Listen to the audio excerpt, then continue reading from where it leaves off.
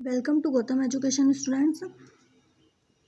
Class 10th का first chapter कर रहे हैं हम, जिसमें हमारा टॉपिक चल रहा था डिकम्पोजिशन रिएक्शन, जिसके अंदर हमने थर्मल डिकम्पोजिशन पढ़ लिया था। यहाँ पर हमारी डिकम्पोजिशन की फर्स्ट टाइप जो दिया है ये थर्मल डिकम्पोजिशन है। जैसे यहाँ मैंने आपको नोट किया हुआ है 3 टाइप्स ऑफ डिकम्पोजिशन है ना, थोड़ा ब्लर दिख रहा है तो आप वॉइस से नोट कर लीजिए।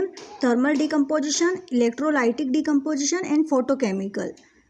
I repeat, thermal decomposition, electrolytic decomposition and photochemical.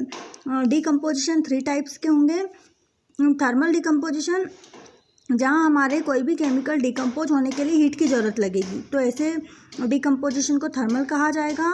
Electrolytic, जहाँ पर किसी केमिकल को डिकम्पोज होने के लिए इलेक्ट्रिसिटी की ज़रूरत लगेगी। एंड फोटोकेमिकल, जहाँ पर हमारे केमिकल को डिकम्पोज होने के लिए लाइट की ज़रूरत लगेगी, तो उसे कहा जाएगा फोटोकेमिकल डिकम्पोजिशन।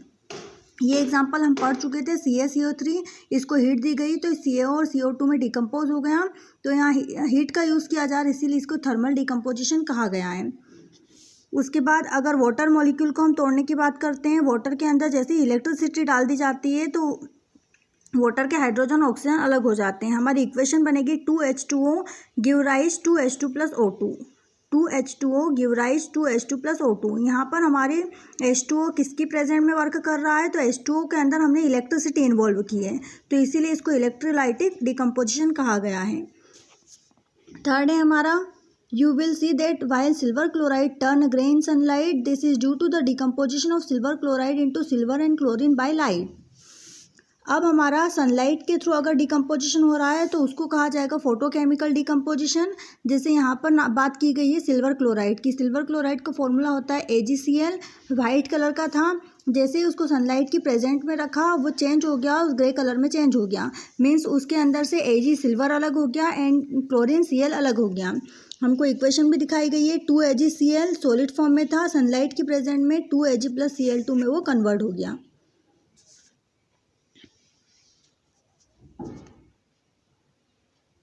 है ना, इक्वेशन है 2AgCl sunlight 2Ag plus Cl2, तो ये AgCl किस में कन्वर्ट हो गया, Ag और Cl में टूट गया, किसकी प्रेजेंट में, सनलाइट की।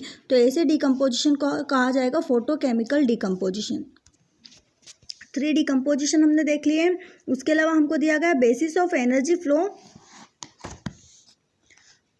Reaction in 2 type. Energy flow के आधार पर हमारी रिएक्शन 2 टाइप की होती है। फर्स्ट जो होगी वो होगी एक्सोथर्मिक रिएक्शन और दूसरी जो होती है वो एंडोथर्मिक रिएक्शन। एक्सोथर्मिक रिएक्शन में हमने लिखा है reaction in which energy is evolved, मतलब जहाँ पर हमारी एनर्जी निकल रही होती है। रिएक्शन होने के बाद अगर एनर्जी निकल रही है, हीट निकल रही है, तो ऐसे रिएक्शन को एक्सोथर्मिक रिएक्शन कहा जाता है।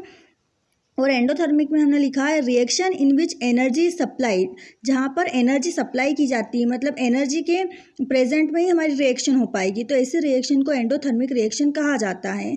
एक्सोथर्मिक रिएक्शन एनर्जी का निकलना, एंडोथर्मिक रिएक्शन एनर्जी का यूज़ किया जाना। जैसे यहाँ CH4 प्लस 2O2, हमारे इन दोनों केमिकल ने जब रिएक्शन किया तो हम क्या मिला हमको प्रोडक्ट के रूप में, carbon dioxide CO2 and water H2O, और कुछ अमाउंट में यहाँ पर एनर्जी भी रिलीज हो रही है। तो जहाँ एनर्जी प्रोडक्ट के साथ रिलीज हो रही है मीन्स वो एक्सोथर्मिक रिएक्शन है, और जहाँ एनर्जी रिएक्टेंट के साथ यूज़ की जा रही है मतलब वो एंडोथर्मिक रिएक्शन है। जैसे COCO3 कैल्शियम कार्बोनेट जब हीट की प्रेजेंट में वर्क करेगा तो CaO कैल्शियम ऑक्साइड और प्लस ऑक्सीजन इन दोनों में टूट जाएगा, तो ये किसकी प्रेजेंट में वर्क कर रहा है, हीट की प्रेजेंट में। तो हीट की या एनर्जी के प्रेजेंट में वर्क कर रहा है, मतलब ये रिएक्शन एंडोथर्मिक रिएक्शन का एग्जाम्पल है। बोर्ड एग्जाम में हमसे एक्सोथर्मिक और एंडोथर्मिक रिएक्शन भी पूछी जाती है, तो इसलिए आपको याद रखना है एक्सोथर्मिक एंड एंडोथर्मिक रिएक्शन। एक हमने फोटोकेमिकल का ये एग्जाम्पल देख लिया। नेक्स्ट हमारा जो दिया गया है, यहाँ हमको बताया गया silver bromide also behave in the same way. जो सिल्वर ब्रोमाइड होता है वो भी इस तरीके से ही हमारी सिमिलर रिएक्शन देता है, जैसे 2AgBr है ना, Ag सिल्वर है और Br ब्रोमीन है, तो इन दोनों से मिलकर बन गया सिल्वर ब्रोमाइड। सनलाइट की प्रेजेंट में ये सिल्वर और ब्रोमाइड क्या हो जाते हैं, अलग अलग हो जाते हैं, तो ये भी सनलाइट की प्रेजेंट में हो रहा है, मीन्स ये फोटोकेमिकल रिएक्शन होगी। The above reaction are used in black and white photography. इस रिएक्शन का use black and white photography में भी किया जाता है। ऑब्जेक्टिव में क्वेश्चन बन सकता है ब्लैक और वाइट फोटोग्राफी में किस रिएक्शन का यूज़ होता है, तो आपको याद रखना है photochemical reaction. The decomposition reaction require energy either in the form of heat, light or electricity for breaking down the reactant. Reaction in which energy is observed are known as endothermic reaction. ठीक है, यहाँ आ गया observe की जा रही है जहाँ पर एनर्जी, वो कौन सी रिएक्शन हो जाती है, एंडोथर्मिक. जहाँ रिलीज हो रही है एनर्जी वो एक्सोथर्मिक, जहाँ ऑब्जर्व हो रही है वो एंडोथर्मिक. ऐसी डिकम्पोजिशन रिएक्शन जहाँ पर रिएक्टेंट को तोड़ने के लिए हमको एनर्जी की ज़रूरत होती है. वो एनर्जी किसी भी फॉर्म में हो सकती है, हीट के फॉर्म में, लाइट के फॉर्म में या इलेक्ट्रिसिटी के फॉर्म में. तो इस तीनों के फॉर्म में अगर हमको एनर्जी का यूज़ किया जा रहा है और रिएक्टेंट तब ब्रेक डाउन हो रहे हैं, तो ऐसी डिकम्पोजिशन रिएक्शन को हम एंडोथर्मिक रिएक्शन भी कह सकते हैं. थर्ड रिएक्शन हमारी है displacement reaction. A more reactive element displace a less reactive element form its compound. जब किसी कंपाउंड में से कोई ज़्यादा रिएक्शन देने वाला एलिमेंट हमारे कम रिएक्शन वाले एलिमेंट को अपनी प्लेस से हटा देता है, तो ऐसी रिएक्शन को डिस्प्लेसमेंट रिएक्शन कहा जाता है ना. आप डेफिनेशन नोट करिएगा. A more reactive element displace a less reactive element form its compound. अगर हमारे किसी भी रिएक्शन के कंपाउंड में जो ज़्यादा रिएक्शन देने वाला एलिमेंट है वो कम रिएक्शन वाले देने वाले एलिमेंट को अपनी जगह से रिमूव कर देता है, हटा देता है, तो उसको कहा जाता है डिस्प्लेसमेंट रिएक्शन. एग्जाम्पल में हमको दिया गया है, Why does the iron nail become brownish in color and the blue color of copper sulfate solution fades? The following chemical reaction take place in the activity. Iron था हमारा, iron ने CuSO4 copper sulphate के साथ जब reaction दी तो क्या किया इसने, इस आयरन ने FeSO4 बना दिया. ठीक है, मतलब CuSO4 के साथ क्या जुड़ गया, Fe जुड़ गया और कॉपर को इस यहाँ से अलग कर दिया गया. तो आप देखिएगा यहाँ प्रोडक्ट में क्या बना, FeSO4 आयरन सल्फेट और कॉपर यहाँ पर अलग हो गया. आयरन हमारा मोर रिएक्टिव एलिमेंट था कंपेरिजन टू कॉपर, तो कॉपर को अलग कर दिया गया और हमारा प्रोडक्ट के रूप में बन गया FeSO4. तो ऐसी रिएक्शन जहाँ पर हमारा मोर reactive element less reactive element को अलग कर रहा है, ऐसी रिएक्शन डिस्प्लेसमेंट रिएक्शन कहलाती है.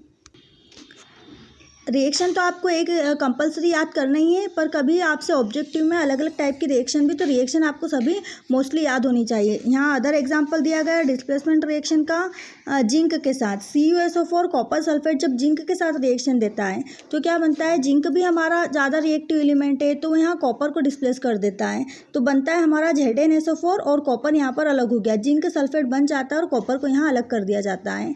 थर्ड लेड का एग्जाम्पल दिया गया है. लेड को Pb से शो किया जाता है और कॉपर क्लोराइड केमिकल में जब लेड को मिक्स किया जाता है तो हमारा जो प्रोडक्ट बनता है वो PbCl2 बनता है. मतलब यहाँ पर भी क्या हुआ, कॉपर को इसने अलग कर दिया. तो आप सभी को क्लियर होगा कि यहाँ पे आयरन, जिंक और लेड की जब बात की जाती है तो कॉपर के कंपैरिजन में तीनों मोर रिएक्टिव है और इसी कारण ये कॉपर को अपनी जगह से डिस्प्लेस कर रहे हैं. तो ऐसी सारी रिएक्शन जहाँ पर एक ज़्यादा रिएक्शन देने वाला एलिमेंट कम रिएक्शन देने वाले एलिमेंट को अपनी जगह से हटा देता है, ऐसी रिएक्शन डिस्प्लेसमेंट रिएक्शन कहलाती है. यहाँ आपको दिया भी गया है, zinc and lead are more reactive element than copper, they displace copper from its compound. यहाँ पर ये तीनों ही एलिमेंट कॉपर के कंपैरिजन में ज़्यादा रिएक्टिव थे, इसीलिए इन्होंने कॉपर को अपनी जगह से अलग कर दिया. सिमिलरली डबल डिस्प्लेसमेंट नाम से ही क्लियर हो जाता है. डिस्प्लेसमेंट में एक एलिमेंट अलग हो रहा था, यहाँ दो एलिमेंट के साथ एक हमारी रिएक्शन होगी, इसीलिए डबल डिस्प्लेसमेंट रिएक्शन इसको कहा गया है. जैसे यहाँ देखिए आप Na2 और SO4 है ना, सोडियम सल्फेट, एक एलिमेंट सोडियम है और एक सल्फेट है, और दूसरा बेरियम क्लोराइड, एक बेरियम एंड क्लोराइड है. अब यहाँ पर एलिमेंट की बात करेंगे तो हमारे टोटली 4 एलिमेंट है. अब यहाँ पर क्या होगा, एक एलिमेंट इसके एक एलिमेंट से जुड़ जाएगा और इसका एक एलिमेंट इसके एक एलिमेंट से जुड़ जाएगा. मीन्स दोनों ही केमिकल में अपने एलिमेंट एक दूसरे के साथ रिएक्शन करके एक नया एलिमेंट बना लेंगे. तो यहाँ दो एलिमेंट अपनी प्लेस से डिस्प्लेस हो रहे हैं, इसीलिए इसको डबल डिस्प्लेसमेंट रिएक्शन कहा गया है. You will observe that a white substance which is soluble in water is formed. This insoluble substance form is known as a precipitate. Any reaction that produce a precipitate can be called a precipitation reaction. अगर किसी भी reaction में हमारा एक white colour का insoluble substance solid substance बन रहा है तो ऐसे एलिमेंट को प्रेसिपिटेट कहा जाता है और ऐसी रिएक्शन को प्रेसिपिटेशन रिएक्शन कहते हैं.